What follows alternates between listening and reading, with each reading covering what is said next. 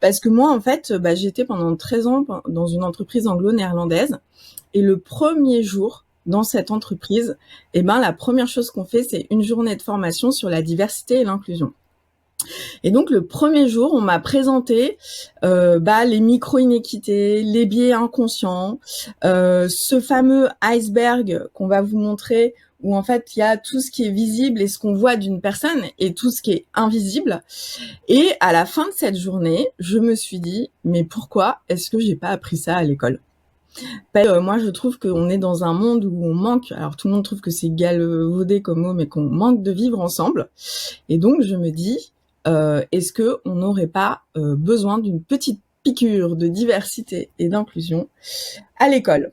Alors, Mohamed, qu'est-ce que tu en penses, quoi? Est-ce que tu penses que l'école, ça peut être un vecteur pour apprendre tout ça? Et est-ce que vous avez des programmes sur ce sujet ou pas? Alors, j'ai envie de dire que je ne pense pas, j'en suis convaincu. J'en suis convaincu parce que c'est ce que je vis sur le terrain tous les jours. Les enfants sont beaucoup plus dans j'allais dire déjà dans une certaine joie de vivre et puis dans la curiosité en fait. Lorsqu'ils rencontrent quelque chose qu'ils comprennent être différent, que ce soit au niveau culturel, que ce soit au niveau physique, peu importe en fait.